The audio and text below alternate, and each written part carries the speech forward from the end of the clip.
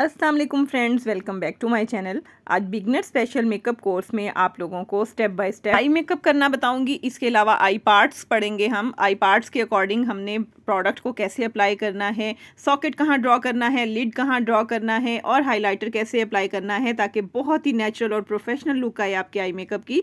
तो ये सब कुछ सिखाऊंगी। इस वीडियो को देखने के बाद आप लोगों का आई मेकअप कभी भी ख़राब होने वाला नहीं है। इस कोर्स की क्वालिटी ही ये है कि आप लोगों को स्टेप बाय स्टेप तमाम काम सिखाया जाएगा ताकि घर बैठे आप लोग इजीली सीख सकें। तो आप लोग चैनल को सब्सक्राइब करें, वीडियो को लाइक करें ताकि ये ज़बरदस्त सी क्लास स्टार्ट की जाए। आई मेकअप की प्रोफेशनल लुक लेने के लिए आप लोगों को आई के पार्ट्स को समझना बहुत ज़रूरी है। मैं पहले डिटेल में आप लोगों को आई पार्ट्स की क्लास दे चुकी हूँ। इस कोर्स की क्वालिटी ये है कि आप लोगों को थ्योरी भी मिलेगी, साथ प्रैक्टिकल भी आप लोगों को मैं बताऊंगी। वीडियोस के लिंक्स आप लोगों को डिस्क्रिप्शन में मिल जाएंगे, लाजमी देखिएगा ताकि और अच्छे तरीके से क्लियर हो जाए। मैंने आई ड्रॉ कर ली है और आई के पार्ट्स जो हैं वो ड्रॉ कर लिए हैं। आईब्रो के नीचे वाला जो एरिया जहाँ पे हमारी आर्च होती है और थोड़ा सा प्रोमिनेंट एरिया होता है, इसको हम ब्रो बोन बोलते हैं। ब्रो बोन जो है वहाँ पे हम हाईलाइटर की एप्लीकेशन करते हैं। एप्लीकेशन एक्चुअली इधर होती है और आगे पीछे हम हल्की हल्की ब्लेंडिंग करते हैं। नेक्स्ट जो पार्ट है वो है हमारा कॉर्नर, जिसे हम आउटर वी भी कह सकते हैं। आई एंड और ब्रो एंड जो है वो हमारी लिमिट होती है कि हमने यहाँ तक अपना आई मेकअप का कॉर्नर ड्रॉ करना होता है, इसको आउटर वी भी बोलते हैं। नेक्स्ट पार्ट जो है वो है अपर लैश लाइन। अपर लैश लाइन जो लैश के साथ साथ वाली लाइन है, लैश से ऊपर जहाँ पे हम लाइनर अप्लाई करते हैं उसको हम अपर लैश लाइन बोलते हैं। ये प्रोफेशनल वर्ड आप लोगों को याद करने बहुत ज़रूरी हैं। और जहाँ पे हम काजल लगाते हैं आई के एरिया में उसको हम वाटर लाइन बोलते हैं। और यहाँ पे मैं लाइन का ई लिखना भूल गई हुई हूँ, ठीक है। तो वाटर लाइन पे आप वाइट पेंसिल और ब्लैक पेंसिल लगाते हैं। आँख अगर छोटी है तो आप वाइट लगाते हैं, बड़ी है तो आप ब्लैक लगाते हैं। ये चीज़ें बाद में समझेंगे, लेकिन पार्ट्स को लाजमी आप लोग समझें और ये प्रोफेशनल लैंग्वेज बोलना भी शुरू करें। अब बात कर रहे हैं जी टीयर डक्ट की। टीयर डक्ट पे हम हाइलाइटर अप्लाई करते हैं, यानी आई का स्टार्ट इनर साइड, और हमारा आंसू जो है ना वो भी इसी जगह से निकलता है। यहाँ पे हम हाइलाइटर अप्लाई करते हैं ताकि आंख जो है वो और बड़ी लगे। अभी आप लोगों को एप्लीकेशन करके भी दिखाऊंगी। अब आ जाते हैं मेन पार्ट पे जो कि है सॉकेट लाइन या फिर क्रीज लाइन। जब हम आंख खोलते हैं तो जहाँ पे क्रीज बनती है, या फिर ब्रश रख के देखें जहाँ पे ब्रश आपका हल्का सा प्रेस करने से प्रेस हो, उस एरिया को हम सॉकेट लाइन बोलते हैं। और उससे नीचे वाला जो एरिया है वो लिड होता है हमारा, डी भी बोलते हैं उसको और लिड भी बोलते हैं। इस लाइन पे हम आई की कॉन्टोरिंग करते हैं और जो हमारा डी होता है या फिर जिसको हम लिड बोलते हैं, यहाँ पे हम मेन आई शेड की एप्लीकेशन करते हैं। यहाँ पे मैंने मेंशन भी कर दिया है कि ये जो क्रीज से नीचे वाला और अपर लैश लाइन से ऊपर वाला एरिया है उसको हम लिड बोलते हैं। और ये हमारा सॉकेट लाइन है। सॉकेट लाइन से ऊपर वाला एरिया जो है यहाँ पे हम सॉकेट लाइन की ब्लेंडिंग करते हैं। शेड की ब्लेंडिंग होती है और हमारे हाइलाइटर की ब्लेंडिंग होती है। तो ये जनाब आई के पार्ट्स है जो मैंने आप लोगों को डिटेल में बोर्ड पे बता दिए हैं। अगर कोई कन्फ्यूजन रह गई है तो उनके लिए मैंने लिंक्स डिस्क्रिप्शन में दे दिए हैं, तो वो आप लोग देख लीजिएगा, आप लोगों को और अच्छे तरीके से समझ आ जाएगी। क्योंकि ये बिगनर स्पेशल कोर्स है इसलिए मैं आप लोगों को थ्योरी और प्रैक्टिकल जो है वो साथ साथ करवा रही हूँ। अब आ जाते हैं जी आई पे। यहाँ पे मैं आई पार्ट्स जो आपको बोर्ड पे बताए हैं वो ड्रॉ करके दिखाऊंगी। एक आई पे मैं आई पार्ट्स को ड्रॉ करूंगी और एक आई पे आप लोगों को उसके अकॉर्डिंग मेकअप की एप्लीकेशन करके दिखाऊंगी। चलें जी, पहले आई पार्ट्स को आपके सामने ही ड्रॉ कर लूँ। सबसे पहले मैं ड्रॉ कर रही हूँ कि हमारा जो लिड होता है उसकी लिमिट, उसके बाद जो मैं लाइन लगा रही हूँ वो सॉकेट लाइन की ब्लेंडिंग की लाइन है। उसके बाद जो हमारा आई एंड होता है और हमारा ब्रो एंड है ये हमारे कॉर्नर की लिमिट होती है। तो यहाँ पे कॉर्नर की मैंने लाइन लगा दी है और कॉर्नर की लाइन जो है ना वो यहाँ तक एप्लीकेशन करके आप आगे ब्लेंडिंग करते हैं, ठीक है ना। वो करके दिखाती हूँ मैं अभी आपको। अब आ जाते हैं जी ब्रो बोन पे। आपने ब्रो को ऊपर उठाना है, जहाँ पे आपकी आर्च बनती है उधर से लेके उसे थोड़ा सा पीछे से लेके और एंड तक आपने लाइन ड्रॉ कर लेनी है। ईयर डक्ट के लिए आपने बहुत स्मॉल एरिया पे एप्लीकेशन करनी होती है। अपर लैश लाइन पे आपने जहाँ लाइनर लगाना होता है और ये हमारी लोअर लैश लाइन है। आई पार्ट्स मैंने आप लोगों को अच्छी तरीके से ड्रॉ करके दिखा दिए हैं। यहाँ पे आप लिमिट्स समझ लें।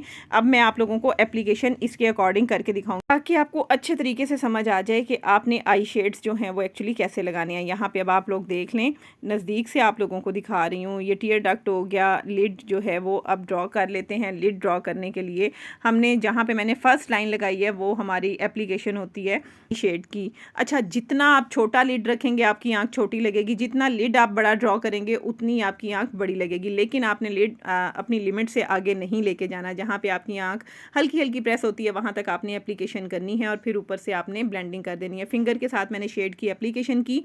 वेलवेटी शेड अप्लाई किया मैंने, और उसके बाद जी इसको मैंने हल्का हल्का सा ब्लेंड कर दिया। अब सॉकेट लाइन ड्रॉ करने के लिए मैं पिंक शेड ले रही हूँ, डार्क पिंक शेड लिया है।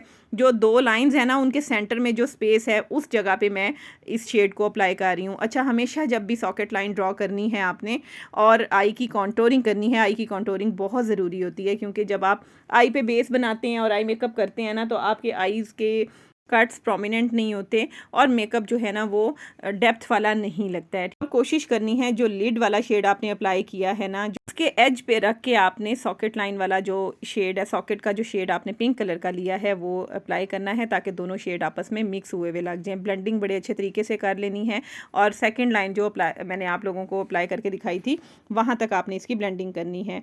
कॉर्नर आप देख लें कि एजेस जो हैं वो आई एंड और ब्रो एंड मैंने वहीं तक रखा है, और कॉर्नर को थोड़ी सी डेप्थ और देने के लिए, आई को और डेप्थ देने के लिए मैं यहाँ पे ब्राउन शेड जो है ना थोड़ा सा अप्लाई कर रही हूँ। बस ये काम हमें आई को डेप्थ देने के लिए करने होते हैं। आजकल ये आई मेकअप जो है बहुत इन है, इवन हम ये ब्राइड्स को भी मेकअप कर रहे होते हैं, लेकिन जब आपने सही शार्प वाले कॉर्नर बनाने हैं तो वो एक मेकअप लुक जो है वो अलग होती है। अभी हम सिंगल शेड की एप्लीकेशन कर रहे हैं विद सॉकेट लाइन और सॉफ्ट कॉर्नर, ठीक है ना। तो कॉर्नर की लिमिट आपको इस तरह से समझ आ गई कि कॉर्नर चाहे आपने शार्प ड्रॉ करना है चाहे सॉफ्ट ड्रॉ करना है, लेकिन हमारी लिमिट जो है वो आई 1/4 आई जो है वहाँ पे एप्लीकेशन करनी है और आउटर साइड पे उसकी ब्लेंडिंग करनी है।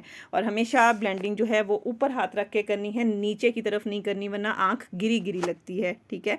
तो यहाँ पे जी कॉर्नर का जो शेड था उसको थोड़ा सा मैंने सॉकेट लाइन के साथ ब्लेंड कर दिया। तीनों शेड अब देख लें एक दूसरे में से निकलते हुए लग रहे हैं, सेपरेट सेपरेट नहीं लग रहे। अब ब्रो से मैंने आई को ऊपर उठाया और मैं ब्रो बोन पे एप्लीकेशन कर रही हूँ हाईलाइटर की, जैसे कि मैंने आप लोगों को ड्रॉ करके दिखाया बोर्ड पे और आई पे।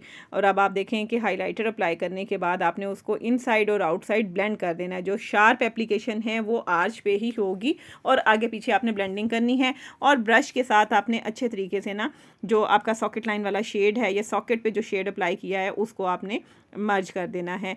अब जी टीयर डक्ट पे मैं वही हाइलाइटर जो ब्रो बोन पे लगाया है वो यहाँ लगा रही हूँ, और इसको लगा के आपने हल्का हल्का सा ब्लेंड कर देना है। लाइनर आज आपको बहुत ही खूबसूरत एंगल्ड और शार्प वाला लगाना बताऊंगी, लेकिन उससे पहले हम लोअर लैश लाइन को ड्रॉ कर लेंगे। लोअर लैश लाइन पे अगर आप पिंक शेड लगाते हैं ना तो आपकी जो लैश लाइन है वो बड़ी अच्छी प्रोमिनेंट सी लगती है और साथ साथ नेचुरल लुक भी देती है।